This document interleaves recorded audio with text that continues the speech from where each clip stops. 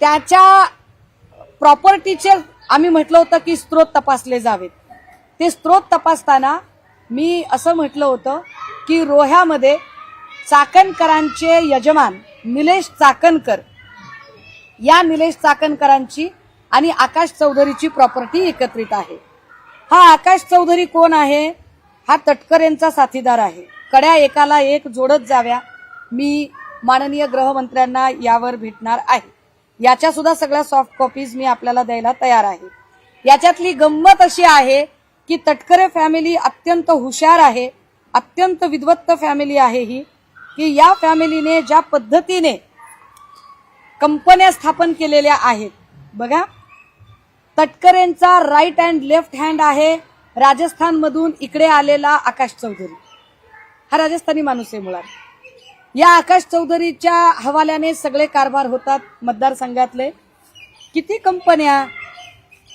एक गीतामृत ॲग्रो नावाची कंपनी आहे जी आदिती तटकरे आणि आकाश चौधरीच्या नावे आहे. मी हे का सांगतेय त्याचं कारण असं आहे, मला कडी जोडायची. चाकणकर खरातच्या जवळच्या आहेत. चाकणकरांच्या यजमानाची कंपनी आहे. ती कंपनी आकाश चौधरीच्या सोबत आहे. आकाश चौधरी हा तटकरेंचाच माणूस आहे हे एस्टॅब्लिश करणारे हे सगळे पुरावे आहेत. गीतामृत ॲग्रो, आदिती तटकरे आणि Akash Chaudhari. Estate private limited, Aditi Tatkare आणि आकाश चौधरी. गीता ॲग्रो इन्फ्रास्ट्रक्चर, आदिती तटकरे आणि Akash Chaudhari. Multi venture estate private limited, Aditi Tatkare आणि आकाश चौधरी. गमतीदार पुढेच आहे. गमतीदार काय आहे की आता अनिकेत तटकरे आणि आकाश चौधरीच्या काही कंपन्या आहेत आणि नावं तीच आहेत, फक्त शब्द मागे पुढे आहेत. अनिकेत तटकरे आणि आकाश चौधरी यांचं आता बघा, इकडे वर जर गीतामृत ॲग्रो असेल आदित्य तटकरेची कंपनी, तर अनिकेत तटकरेची कंपनी काय आहे? गीतामृत प्रायव्हेट. नावं तीच, फक्त कुठं प्रायव्हेट कुठं पब्लिक नाव केलं. स्वर्गामृत एक नाव आहे आणि अनिकेत तटकरे आणि Akash Chaudhari. Multi venture properties private limited, Aniket Tatkare Akash Chaudhari. Ocean pearl maritime private limited, Aniket Tatkare Akash Chaudhari.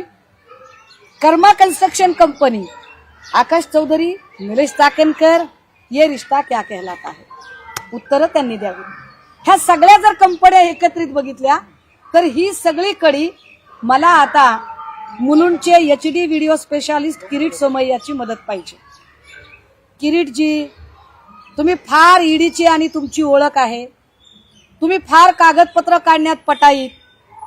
कधीतरी मित्रपक्षांची पण कागदपत्र काढा ना, माझी मदत करा. तुमची ओळख आहे ईडी मध्ये.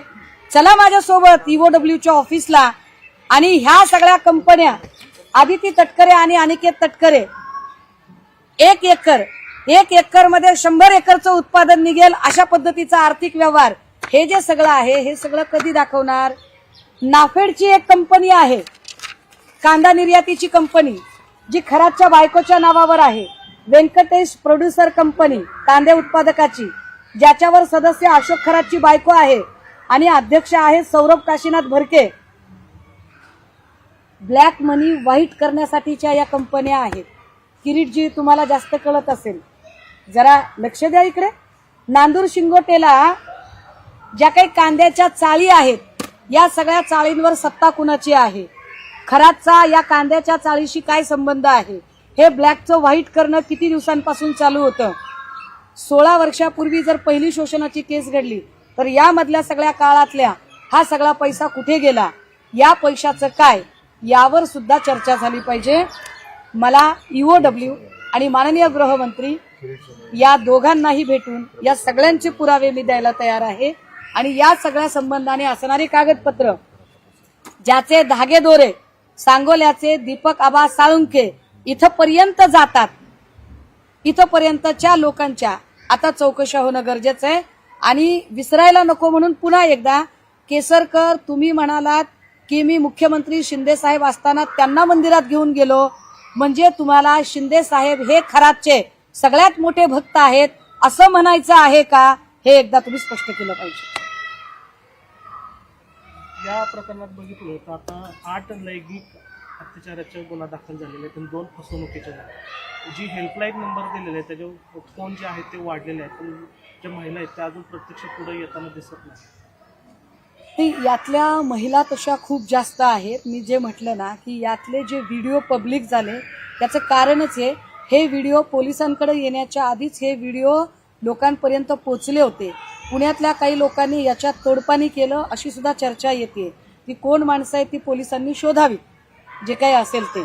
परंतु हे व्हिडिओ आधीच पब्लिक केले गेले आणि आत्ता ज्या महिला पुढे येत आहेत त्या खूप काउन्सिलिंग केल्यानंतर, खूप आधार दिल्यानंतर, कारण त्यांचेही संसार आहे, त्यांची घरगृहस्थी आहे, ती उद्ध्वस्त होण्याची भीती आहे, त्यामुळे सहजासहजी माणसं पुढे येत नाहीयेत. पण मला असं वाटतंय की याच्या आर्थिक नाड्या जर आवळल्या गेल्या, ज्या आर्थिक नाड्या पोफळे असेल, नामकरण असेल, या सगळ्या लोकांकडून अशा फोफावलेल्या आहेत, तर बऱ्यापैकी खरातला मुसक्या आवळण्यामध्ये यश येईल. कारण खरातने एवढं सगळं केलं, खरात 15-16 वर्षापासून शोषण करत होता. त्याला कारण ही शोषणाची यंत्रणा, चमत्काराचं त्याला सिद्धिपुरुष सिद्ध करणं, हे काम नामकरण आवारेने केलं होतं. त्यामुळे आवारेला तात्काळ ताब्यात घेणं गरजेचं आहे आणि चाकणकरांची सुद्धा चौकशी होणं तितकंच गरजेचं आहे. ललित पोपळे याच्या विरोधात गुन्हा दाखल करण्याची काल प्रक्रिया सुरू होती. अचानक ते गुन्हा दाखल करायचं थांबवलेलं अशी माहिती येते. आणि ललित पोपळेची चौकशी का होत नाही, कोण पाठीशी घालतो? नाही, म्हणूनच मी म्हटलं की ज्या अर्थी अजूनही चाकणकरांचे एवढे रिलेशन पुढे आल्यानंतरही चाकणकरांची चौकशी होत नाही, चाकणकरांना बोलावलं जात नाही, ललित पोपळेवरचा गुन्हा दाखल होता होता थांबतो, किंवा या ज्या काही प्रक्रिया आहेत, किंवा समन्स तोंडी देणं हा तर प्रकार मी पहिल्यांदाच ऐकला की तोंडी समन्स वगैरे, हे जे काही सगळं आहे, आमच्या आता माननीय मुख्यमंत्र्यांना स्पष्ट प्रश्न आहे. मुख्यमंत्री महोदय, आपल्याला खरंच हे प्रकरण लॉजिकल एंडला न्यायचं आहे की फक्त मित्रपक्षांना चेकमेट करायचं आहे? याचं उत्तर आता मुख्यमंत्र्यांनी. एसआयटी कडून जे काम सुरू आहे, कुठंतरी संशयच आता एसआयटी वरती येतोय. एकीकडे ललित पोपळेला वाचवलं जात आहे असा आरोप होतोय, त्याचबरोबर वेगवेगळे संशय जे आहेत ते एसआयटी कडेच. आता एसआयटी बद्दल मागच्या 2 ते 3 पत्रकार परिषदेमध्ये मी दुर्दम्य आशावाद व्यक्त केला, परंतु जी गती तपासाची आहे ती म्हणावी तशी अजूनही पुढे दिसत नाही. एसआयटी ज्या कामासाठी, आणि जर एसआयटीला असं वाटत असेल की महिला लैंगिक शोषण एवढाच माझी व्याप्ती आहे आणि त्याच्या पुढे मला अजून काम करणं शक्य नाही, कारण हेच खूप मोठ्या जास्त केस आहेत, तर याच्यामध्ये सीआयडीचा नक्की प्रवेश झाला पाहिजे आणि सीआयडीने ही केस आपल्या हातात घेतली पाहिजे. 1 वर्षापूर्वी पुण्यातील काही लोकांनी या प्रकरणात तडजोड केली असं बोलता बोलता तुम्ही म्हणाला, नेमकी कुणीही तडजोड केली, कशी ती तडजोड कुणी तडजोड केली हे मला वाटते नाशिकचे पोलीस अधिकारी जास्त चांगलं सांगू शकतील. त्या नाशिकच्या पोलीस अधिकाऱ्यांचं नाव मी ऑलरेडी एसआयटीला लेखी पद्धतीने कळवलेलं आहे. पोलीस पण सहभागी आहेत का याच्यामध्ये? अत्यंत वरिष्ठ स्तरावरचे पोलीस अधिकारी सहभागी आहेत. वरिष्ठ स्तरावरच्या पोलीस अधिकाऱ्याकडे 2 वर्षापूर्वी प्रकरण गेलं होतं. त्यांनी या प्रकरणावर एफआयआर करण्याच्या ऐवजी हे प्रकरण काउन्सिलिंगसाठी आयोगाकडे पाठवलं, पण आयोगाकडून एका मध्यस्थाच्या मार्फत हे प्रकरण रफादफा करायचा प्रयत्न झाला, अशी जी प्राथमिक माहिती मिळते. ती सगळी माहिती आम्ही पुन्हा पुन्हा एसआयटीला म्हणतोय की क्रॉस चेक करा, तपासून घ्या. ते तोडपाणी करणारे कोण होते ते सुद्धा तपासून घ्या तुम्ही, आणि या सगळ्यांवरती जरा तपास वेगात होऊ देत. कारण अजूनही चाकणकरां ज्या पद्धतीने, म्हणजे त्या पोलिसांच्या समोर हजर झाल्या नाहीत की पोलिसांनी त्यांना बोलावलं नाही, ही गोष्ट जे गौडबंगाल आहे ते अजूनही आम्हाला कळलेलं नाही. काही अशोक खरात प्रकरणात नवनवीन माहिती समोर येते. आता एसआयटीच्या रडावर काही नामांकित डॉक्टर आहेत. डॉक्टरांच्या सल्ल्याने अशोक खरात महिलांना गर्भधारणा होऊ नये म्हणून गोळ्या देत असल्याचं एसआयटीच्या तपासात आता समोर आलंय. मी म्हटलं ना की या सगळ्या प्रकरणामध्ये पोलीस अधिकारी आहेत, या प्रकरणामध्ये राजकीय नेते आहेत, शासकीय अधिकारी कर्मचारी आहेत. हा जो भांडे नावाचा जो अधिकारी, ज्याला परत त्याच्या कामाच्या ठिकाणी पाठवलं, त्याला कामाच्या ठिकाणी पाठवण्यापेक्षा त्याला सस्पेंड करणं जास्त गरजेचं आहे आणि त्याच्या प्रॉपर्टीचे स्रोत तपासणं गरजेचं आहे. कारण त्याच्या पत्नीची आणि अशोक खरातच्या पत्नीची एकत्रित प्रॉपर्टी ओझरमध्ये आहे. ही प्रॉपर्टी आली कुठून, खराची त्याचा काय संबंध आहे? ज्या राहुल खोताडेचा मी उल्लेख केला, जो राहुल खोताडे हा शालिनी विखे पाटील यांच्या सख्या बहिणीचा मुलगा आहे, जो तिथे तहसीलदार होता, ज्याने बंदुकीच्या परवान्याच्या नूतनीकरणाचा प्रस्ताव तयार केला होता, जो खोताडे सध्या विखे पाटलांचा OSD म्हणून काम करत आहे. हे सगळे वेगवेगळ्या स्तरावरचे जे शासकीय अधिकारी कर्मचारी आहेत, या सगळ्यांनी मिळून खरातला पोचलेला आहे आणि या सगळ्यांची चौकशी होणं गरजेचं आहे. खरात रिंग रोडच्या ज्या जागा घेतल्या होत्या 4-5 पटीने घेतल्या होत्या, त्या जागा घेण्यासाठी अधिकारी आणि राजकीय नेते सुद्धा त्याला सहकार्य, असं कोण समोर आलेलं आहे का? तर तुमच्याकडे काय माहिती आली का? कोण नेता आहे किंवा कोण अधिकारी आहेत? खरातच्या ज्या प्रॉपर्टीज आहेत त्या खरात स्वतःच्या नावावर प्रॉपर्टी फार कमी घेतलेल्या आहेत, पण याच्यामध्ये उदय सांगळे असेल, दीपक लोंढे असेल, देशमुख असेल, अजून काही नावं आहेत की ज्या नावांच्या सोबत या प्रॉपर्टीज आहेत. ह्या प्रॉपर्टीचे दस्त नक्की माझ्याकडे आहेत, ते दस्त मी आपल्याला द्यायला तयार आहे, कारण ही सगळीच्या सगळी माणसं खरातच्या जवळची माणसं आहेत. आणि मला वाटतं यातल्या काही लोकांना आता पोलिसांनी ताब्यात सुद्धा घेतलेलं आहे, पण तरी सुद्धा काही लोकांची चौकशी होणं अजूनही बाकी आहे. सृष्टी खरातला ज्या गिफ्ट डीड आल्या, सृष्टी खरात म्हणजे अशोक खरातांची मुलगी, या सृष्टी खरातला ज्या गिफ्ट डीड आलेल्या आहेत, या गिफ्ट डीड कुणाकुणाकडून आल्या आणि त्या कोणत्या कारणामुळे गिफ्ट डीड केल्या त्याची सुद्धा चौकशी झाली पाहिजे. कारण हा गिफ्ट डीड करण्याचं कारण काय, का बक्षीसपत्र केली तिच्या नावाने? 30-30, 40-40 लाखाची, 60-60 लाखाची प्रॉपर्टी असंच कुणी कुणाला गिफ्ट डीड करू शकत नाही. त्यामुळे ह्या कुठल्या राजकीय नेत्यांच्या सांगण्यावरून झाल्या का, अधिकाऱ्यांच्या सांगण्यावरून झाल्या का, हे सुद्धा पुढे आलं पाहिजे. या सगळ्या संबंधाने मला आश्चर्य वाटते, एरवी आपल्याकडे जरा काही झालं की लोक मेणबत्त्या घेऊन रस्त्यावर उतरतात, महाराष्ट्रात कुणीच याच्यावरती काहीच बोलत नाही. हे फार कमालीचं आहे.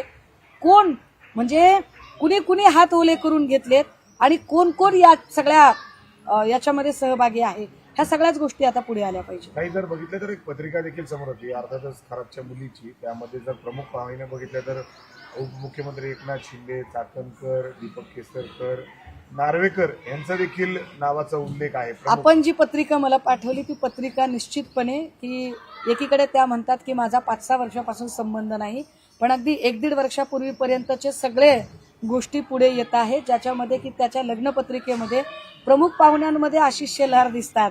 आता शेलारांनी सांगितलं पाहिजे, तसं तर म्हणजे आशिष कुरेशी साहेब तिकडे जातील का हिंदू मंदिरामध्ये, तोही खरा प्रश्नच आहे म्हणा चर्चेचा, पण आशिष कुरेशी साहेबांचं नाव त्या पत्रिकेमध्ये दिसतंय, तर त्यांनी सुद्धा ते सांगितलं गेलं पाहिजे. दुसरी गोष्ट की चाकणकर त्या लग्नपत्रिकेवर आहेत. ह्या सगळ्या लोकांनी, कारण ग्लोरी जी वाढत गेली खराची, ती ग्लोरी वाढवण्याला हे सगळे लोक कारणीभूत आहेत. त्याच्या चौकशी नार्वेकर सुद्धा आहे. नार्वेकरांना मी ते विचारून घेतलं, तर नार्वेकरांचं म्हणणं आहे की पत्रिकेवर नाव होतं मात्र मी गेलो नाही.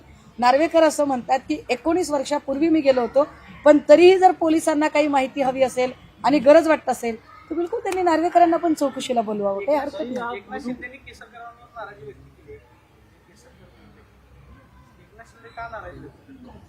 नाही, मी तर म्हटलं ना की केसरकर जे काही बोलले, केसरकरांना हे सुचवायचं होतं का की आहो मी तर फक्त मीडिएटर आहे, परंतु खरातांचे परमभक्त एकनाथ शिंदे आहेत, हे उजेडात आणण्यासाठी जाणीवपूर्वक केसरकर बोलले आहेत का? केसरकर ठरवून एकनाथ शिंदेंना खरातांचा सगळ्यात मोठा वरदहस्त असणारा नेता हे सांगू पाहतायत का? हे आता केसरकरांनी स्पष्ट केलं पाहिजे. बळीचा बकरा केला जातो असंही त्यांनी शब्द वापरले. कोण बळीचा बकरा करतोय? त्यांना काय संबंध आहे बळीचा बकरा करण्याचं? इकडे काहीतरी मला वाटतंय त्या गोरेबाई पण म्हणाल्या की मला विनाकारण मध्ये आणलं जाते. कुठल्या खात्याच्या मंत्री त्यांना होणार होत्या? कुठला आत्मविश्वास होता त्यांना की मी मंत्री होणारच होते? तुम्हाला काही सटरफटर खात्याचं मंत्रीपद मिळणार होतं काय? कशामुळे मंत्रीपद देतील त्यांना? अख्खी पुण्याची शिवसेना ज्यांनी विकून खाल्ली त्यांना का लोक मंत्री करतील? पण असो, मला हा विषय याच्यावरचा फोकस हलवायचा नाही. हा भोदू बाबा डोअर टू डोअर व्हिजिटला जायचा आणि डोअर टू डोअर व्हिजिटसाठी 5 लाख रुपये घ्यायचा ताई, आणि अमावस्या आणि पौर्णिमाला मोठे उद्योगपती बड्या महागड्या गाड्या त्याला सोबत घेऊन जायसाठी यायच्या.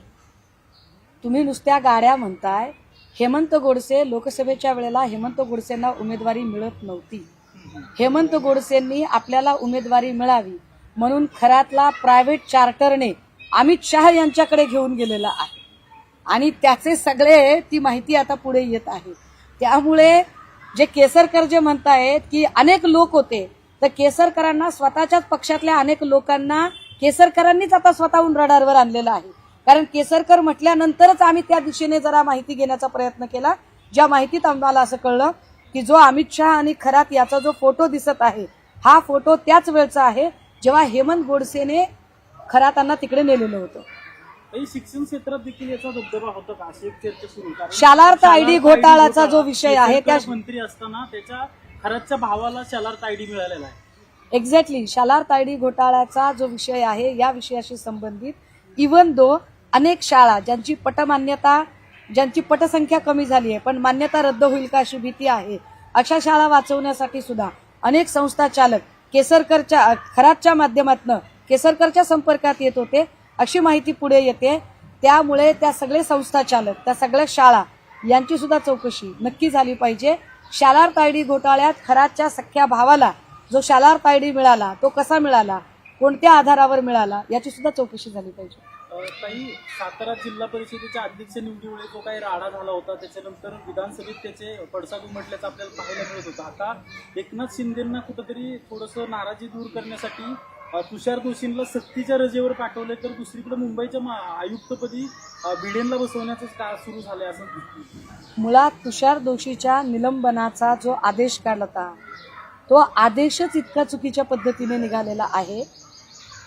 नीलम गोरे स्वतःला कितीही विद्वान समजत असल्या तरी जी गोष्ट आपल्या अधिकार क्षेत्रात नाही त्या गोष्टीवर त्यांनी ती कृती करायचा प्रयत्न केला. तुषार दोशींचं निलंबनच करायचं होतं तर ते निलंबन फलटण संपदा मुंडे प्रकरणामध्ये ज्या पद्धतीने त्यांनी चाकणकरांना बोलायची संधी दिली प्रेस घ्यायची संधी दिली तिथेच दोषी चुकलेले होते आणि तिथेच दोषींना बिलकुल त्यावेळेला त्यांचं निलंबन करता येऊ शकत होतं. किंवा जिथे तुषार दोशींनी सातारा प्रकरणामध्ये तो प्रकाश शिंदे या शिंदेचा भाऊ नाही अशी तद्दन चुकीची माहिती देण्याचा प्रयत्न केला तेव्हा सुद्धा तुषार दोशींची कार्यपद्धती ही बिलकुल पक्षपाती आहे हे स्पष्ट झालं होतं. परंतु नीलम गोरेंनी याच्यातल्या एकाही गोष्टीवर कॉग्निझन्स घेतला नाही. आता विधान परिषदेत वर्णी लागण्यासाठी स्वपक्षीय नेत्यांना खुश करण्यासाठी म्हणून त्यांनी निलंबनाचा आदेश देणं हे अतिशय चुकीचं होतं. या सगळ्यांच्या मध्ये आत्ता तुषार दोशीला सक्तीच्या रजेवर पाठवणं आणि भिडेंची आयुक्तपदी नियुक्ती करणं याच्यात मी वेगळं सांगायची काय गरज आहे. सूर्यप्रकाश इतकं स्वच्छ आहे की मुख्यमंत्री मित्र पक्षाला व्यवस्थित सेट करत आहेत. नीलम गोरे काल असं म्हणाले आहे की माझ्या निरोपाच्या शेवटच्या भूमिकेमध्ये मुख्यमंत्र्यांनी माझा गौरव केला एकनाथ शिंदेंनी गौरव केला म्हणून काही जणांच्या पोटात दिसतंय आणि महापालिकेमध्ये काही जणांना यश मिळालं नाही म्हणून तर हे हितचिंतन करत नाही म्हणजे स्वतःच्याच पक्षामधल्या काही नेत्यांवर त्यांनी अंतिम करून पाहायला मिळालं. नीलम गोरेंचं हे सगळं प्रकरण जे आहे किंवा नीलम गोरे मंत्रिपदासाठी गेलेल्या होत्या हे सगळं नक्की कसं बाहेर आलं. नीलम गोरे या प्रचंड कर्मकांड करणाऱ्या आहेत हे वेगळं सांगायची गरज नाही. नीलम गोरे काल जे म्हणाल्या की आम्ही फार महिलांच्यासाठी काम करते कोणतं काम केलं. खरातच्या प्रकरणात नीलम गोरेंनी किती पत्रकार परिषदा घेतल्या. मणिपूरच्या प्रकरणात नीलम गोरे कुठे होत्या. बदलापूरचं प्रकरण झालं तेव्हा नीलम गोरेंची भूमिका काय होती. परभणी पाथरीमधल्या सोनपेठमध्ये एका छोट्या बालिकेवर अत्याचार झाला त्यावर नीलम गोरेंची भूमिका काय होती. सासपडेमध्ये जे मुलीच्या बाबत झालं त्यावर नीलम गोरेंची भूमिका काय होती. त्यामुळे नीलम गोरेंनी उगाच मोठ्या मोठ्या गप्पा मारू नयेत. नीलम गोरे असं जर म्हणत असतील की महापालिकेत यश नाही मिळालं म्हणून तर नीलम गोरेंचा आक्षेप कुणावर आहे धंगेकरांवर की नाना भांगिरेवर कुणाबद्दल त्या सांगू इच्छित आहेत. मुळात नीलम गोरेंच्या हातात या पुण्याची सत्ता मत्ता शिवसेनेने कायम दिली पण नीलम गोरेंनी शिवसेनेची प्रतारणा केली शिवसेनेची बैमानी केली आणि ही इथली सगळी शिवसेना ही बापट सेना करून टाकली. हे एकदा त्यांनी जाहीरपणे याच्यावर बोलावं ना. काही अशोक खरातचं प्रकरण बाहेर आल्यानंतर पुण्यातून एक प्रकरण बाहेर आलं होतं. ऋषिकेश वैद्य नावाचा आरोपी आहे पुण्यातील 35 वर्षीय महिलेवर अत्याचार केला. त्यांनी काल कोर्टाला अर्ज केला होता. कोर्टाने तो फेटाळला की पूजेचं साहित्य मागतोय कोठडीत पूजा करायची. हा सगळा भामटेपणा आहे. वैद्य असेल की अजून कोणी असेल जो न्याय खराताला लागतो तोच न्याय वैद्याला सुद्धा लागला पाहिजे. तुम्ही म्हणाले की महाराष्ट्रात काही कॅन्डल मोर्चे निघत नाहीत महिलांचे मोर्चे विरोधी पक्ष म्हणून तुम्ही काढणार आहात का. माझ्या पक्षाने बीडमध्ये या प्रकारचं आंदोलन झालं नाशिकमध्ये या प्रकारचं आंदोलन झालं. माझ्या पक्षाकडून अगदी अमरावतीमध्ये आंदोलन झालं चंद्रपूरमध्ये आंदोलन झालं. माझ्या पक्षाने जेवढं शक्य आहे तेवढा आम्ही आमचा आवाज उठवला आहे. इव्हन मला असं वाटतंय की काँग्रेसचंही आंदोलन पुण्यामध्ये झालेलं आहे. मात्र आमचा भाऊ देवा भाऊ असं म्हणून जे टॅटोधारी लोक बोलतात तर त्यांच्या पक्षाच्या महिला आघाडीने काय केलं या सगळ्या संबंधाने हे सुद्धा संशोधनाचा विषय आहे. रोहित पवार म्हणतायत की अशोक खराबचे जे प्रकरणाचे धागेदोगे आहेत काही नेत्यांपर्यंत पोहोचत आहेत, कारण त्याला भीती दाखवून आत्महत्या करायला लावली किंवा वेगळे काही केलं. दुसऱ्या बाजूला अजित पवारांच्या विमान अपघातामध्ये व्ही.के. सिंग दोषी असताना सुद्धा व्ही.के. सिंगला वाचवलं जातं. अक्षय शिंदेचं एन्काउंटर झालं त्यावेळेलाही आम्ही हेच म्हटलं होतं की अक्षय शिंदेकडून खूप सारी सत्य बाहेर येता राहिली. आपटेच्या संस्थेत काय होत होतं आणि काय नाही ही सगळी सत्य अक्षय शिंदेच्या सोबत संपली. आता खरातकडून सुद्धा जे अनेक सत्य पुढे येणं बाकी आहे ती सत्य यावी, ती सत्य दडवण्यासाठी कुणीही खराचा घातपात होता कामा नये ही काळजी नक्की घेतली जावी असं मला वाटतंय. आणि या सगळ्या संबंधाने जी FIR आता 00 अंतर्गत इकडे येईल, या FIR वर आवश्यक ती सगळी, कारण खरातवरचा फोकस कितीही आता खरात प्रकरणावर फोकस असला तरी दादांच्या अपघाताची फाईल मात्र क्लोज होता कामा नये. दादांचा अपघात घातपात आहे की काय याची चौकशी झालीच पाहिजे.